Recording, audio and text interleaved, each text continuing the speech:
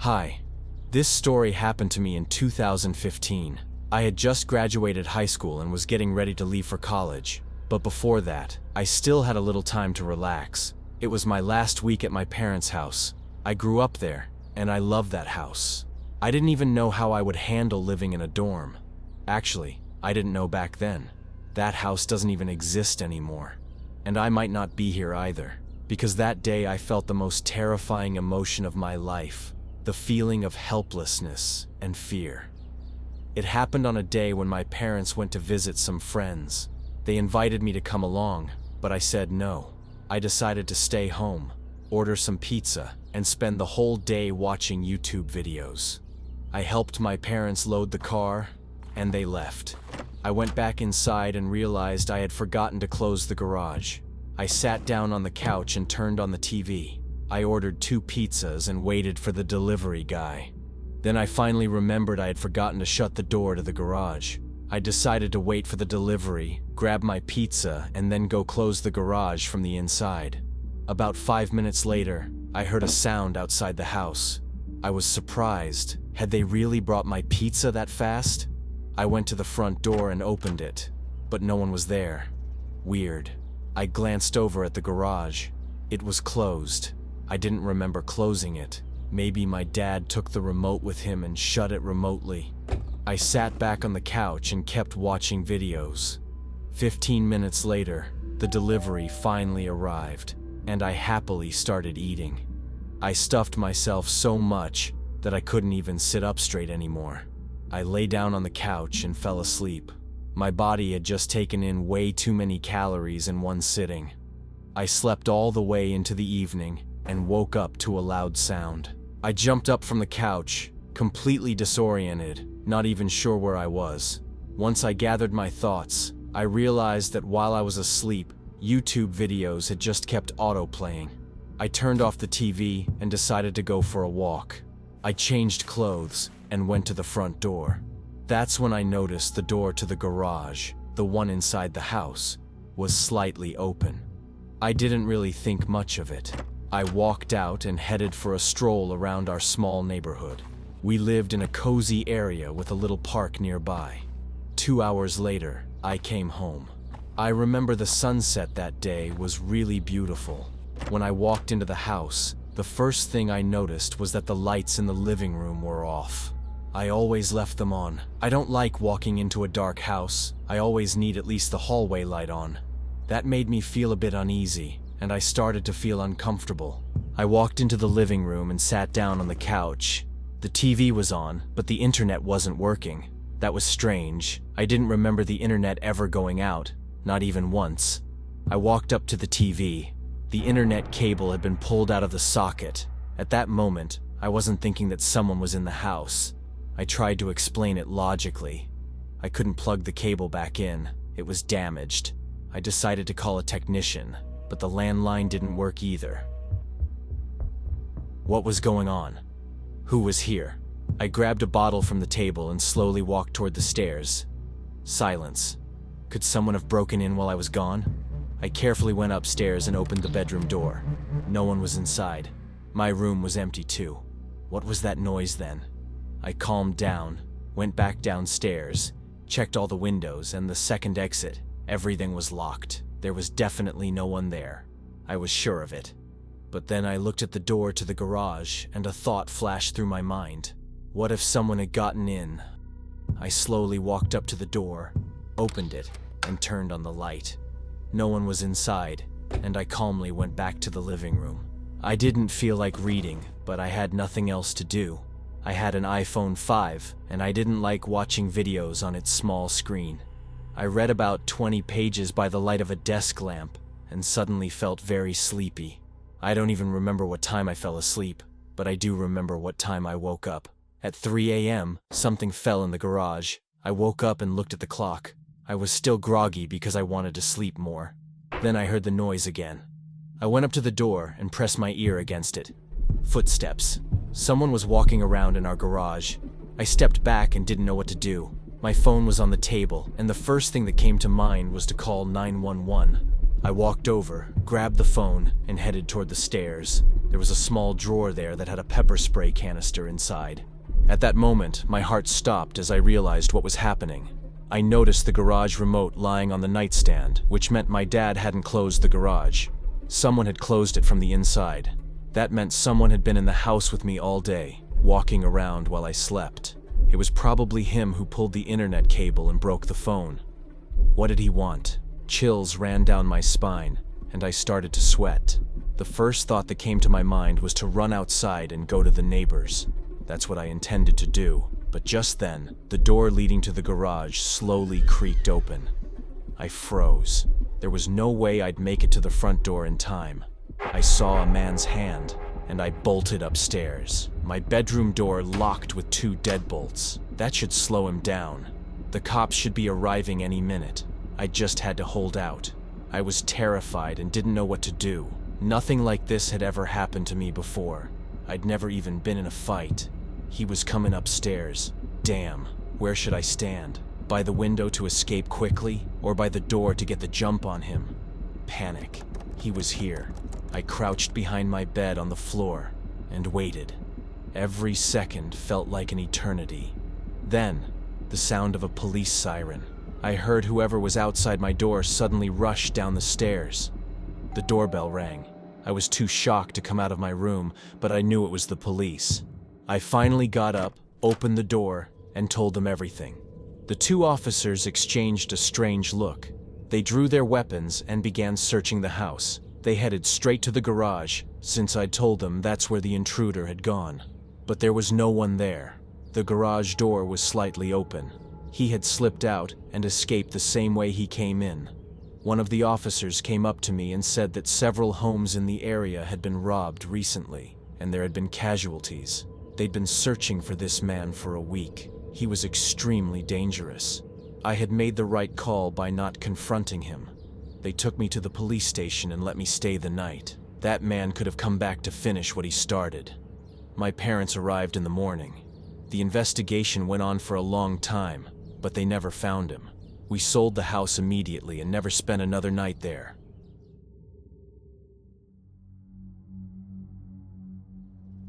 Every June, I always go to our house in the forest.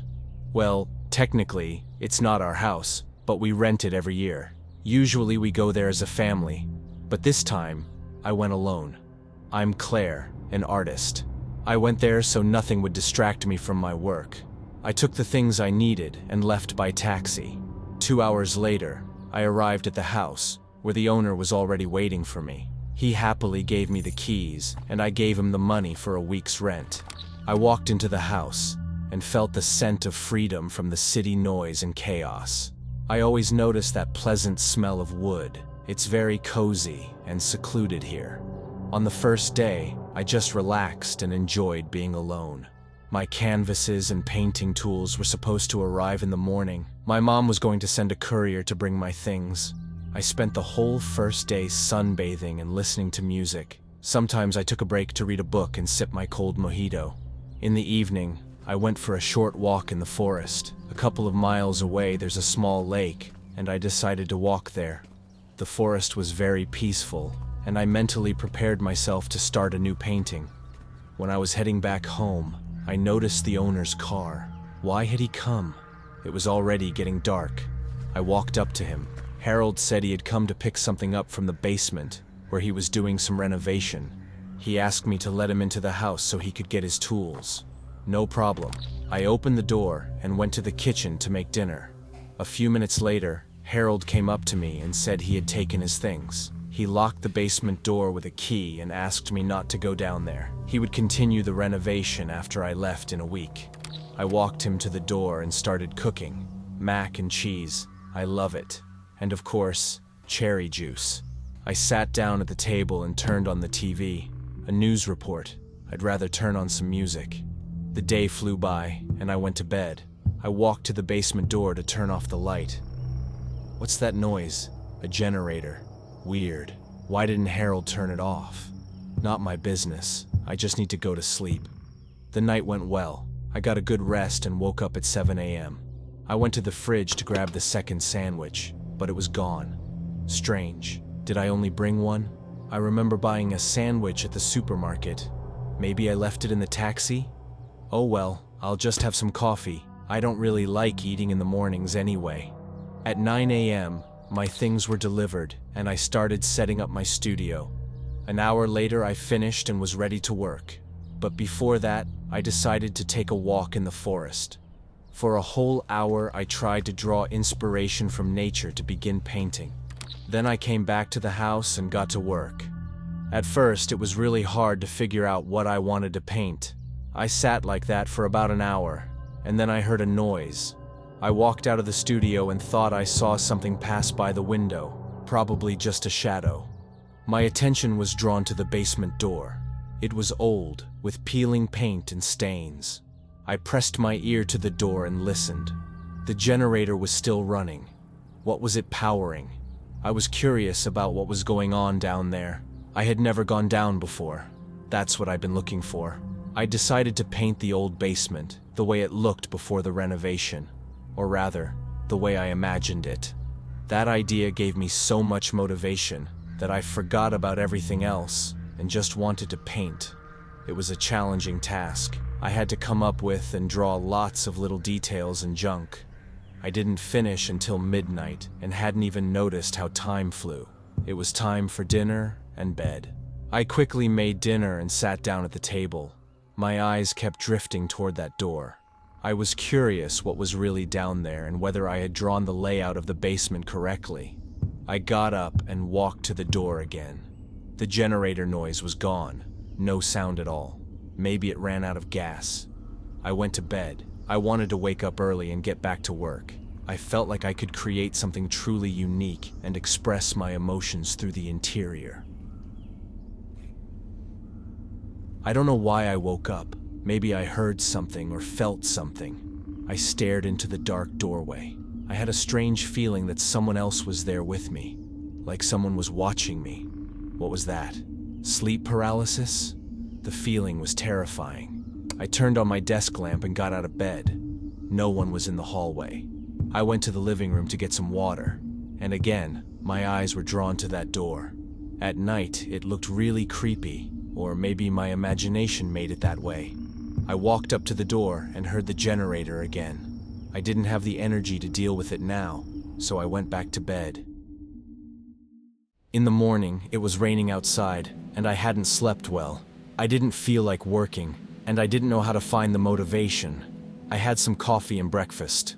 The rain stopped, and I decided to go for a short walk. An hour later, I came back, and an idea popped into my head, to open the door and go into the basement. I started looking for the key. I was sure there had to be a spare key somewhere in the house. All the tables and nightstands were empty, or the key just wasn't there.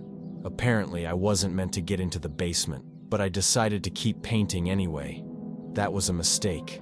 I couldn't move the brush. I didn't know what I wanted to depict. I wanted to express my curiosity on the canvas, what I had felt that night. But it felt like, in order to do that, I needed to know what was in the basement. I became obsessed with it. I started searching for the key again.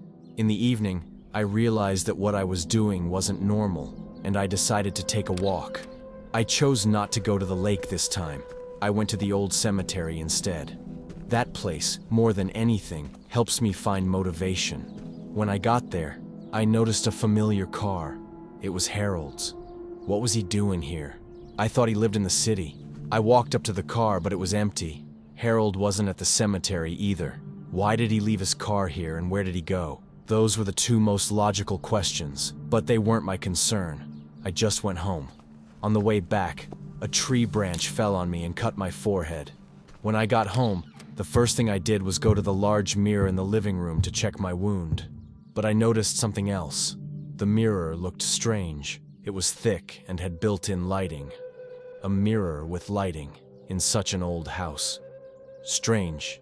I went to the bathroom and put a bandage on my forehead. The rain had stopped outside, so I went back to painting. That day, I was able to get a lot of work done, but during the process, I kept hearing strange noises coming from outside. They distracted me a little, but believe me, no one would have gone out to check what was going on. The sounds were similar to a tree being rocked by the wind and hitting the side of the house.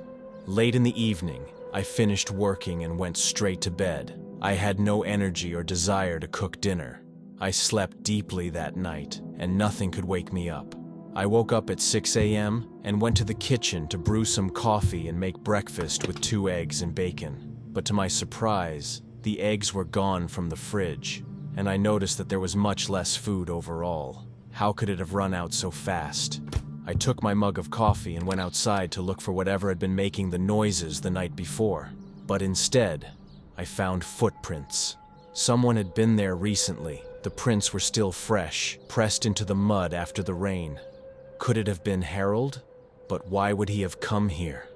Then I heard something fall inside the house, but everything inside was clean and in place. No one was there. Could that sound have come from the basement? Another noise again. What is it? I decided to call Harold and ask him what was going on. He didn't pick up right away, and his voice sounded a little strange. He told me not to pay attention to the noises behind the wall. Most likely, a raccoon had gotten inside and was trying to find food. He said he'd come over in the evening and take care of it. I hung up and went to my studio to work. I had just a little left to finish. I was almost done with my painting. In the evening, Harold came, just like he promised. I opened the door and immediately noticed his car wasn't there. Did he come on foot? Harold pulled out his keys and was about to unlock the basement door, and I stood there waiting to see what was inside. But Harold hesitated for a while and said he couldn't find the keys. He said he'd go get them and come back. I went back to the studio, and 15 minutes later, I heard sounds in the living room. Harold had returned and was coming out of the basement. He quickly shut the door, and I didn't have time to see anything. He said he had found the keys and didn't want to bother me. He'd fixed the issue and said the strange noises wouldn't bother me anymore. We said goodbye, and he left. All of it seemed very strange to me. His behavior was strange. And that basement. I went back to work and kept painting until 3 in the morning. That day, I worked longer than usual and even started painting a second picture. I left the studio and was going to get a drink before bed. At the moment I stepped into the living room doorway, I saw a man standing by the fridge. He was alone, wearing old black pants and a torn sweatshirt. I immediately hid behind the corner. Shit, who is that? I didn't even know where my phone was. I slowly peeked out from behind the corner. He was taking my food and putting it into his bag. Shit, did he hear me? I hid and hoped he hadn't. The man closed the fridge and slowly walked toward the basement door. He opened it and went inside. What the hell is going on? I peeked out again and saw that my phone was lying on the table in the living room. Either I run out the door and escape into the woods at night, or I grab the phone and hide somewhere. The second option seemed more logical to me, but I was terrified that the man would come out of the basement again. I moved quickly but silently to the table and grabbed my phone. I also decided to take my bag with my documents. At that moment, I heard the door opening. I turned and saw his face. It was an adult man with a large hook in his hand. And his eyes, that look. No mentally stable person could have eyes like that. I'll see that look in my nightmares for the rest of my life. He stood there staring at me like a wild animal. And when he took the first step, I didn't feel fear. It was like I was in a dream, one I was just about to wake up from. I ran toward the front door, but he was closer. I ran upstairs and locked myself in a room. He chased after me and started smashing my door with his hook. Because of the panic, I couldn't even unlock my phone. I thought it was the end for me. But then suddenly, a car pulled up to the house. That psycho stopped and ran off. I heard his footsteps pounding down the stairs. I sat on the floor with my phone in my hands, shaking from fear and shock, not understanding what was happening. It felt like I had left this world for a few minutes. Harold walked into the room and told me everything would be fine. He asked me to calm down and promised to compensate for the damage. I didn't understand what he was talking about, and why hadn't he called the police yet? He took me to the living room to make me some tea and promised it would all be okay. As we walked down the hallway, I noticed my painting lying on the floor, smeared with paint. I was in such a state that I couldn't even react to it. He kept saying we didn't need to call the police and started making up excuses. He said it would be better to do it later. That's when I realized he was involved in all this, and I decided to play along. The next day, while he was asleep in the living room, I escaped and called the cops. They came back with me to the house and broke into the basement. It turned out Harold hadn't been doing any repairs down there. It was an old basement with a generator, a bed, and a toilet. Inside was a surveillance camera, and on the wall was a huge two-way mirror. On the table were photos of me. I figured out what Harold had been doing there, but what that man was doing there still remains a mystery to me. He had been living next to me, watching me, eating my food. Harold disappeared, and he was declared missing. But unfortunately, it seems they'll never find him.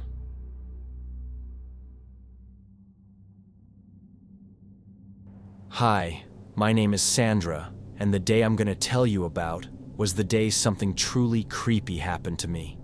It all started when my husband and kids left to visit his mom. I stayed home alone. We live in a poor neighborhood, but we have a good house. That day, something really strange and frightening happened. Something I still haven't found an explanation for. I walked my husband and kids to the car and then went back inside. I had 2 days off ahead of me. I planned to clean the whole house and then just relax in the evening and watch a show. I managed to finish cleaning, but then the power went out. It was already evening, and I looked out the window. Not a single house had lights on. Apparently, my weekend was going to be very gloomy. I found a flashlight and a few candles. That should be enough to at least see something around the house. I didn't want to cook in the dark, so I decided to make dinner while there was still a bit of daylight left. I made myself a salad, since the stove and oven weren't working. It was a healthy food kind of day, though I washed it all down with a Coke. I sat on the couch in the living room, set out a couple candles, and turned on the flashlight to make it brighter. I powered up my laptop. It was 75% charged, and decided to read a book I had downloaded a while ago.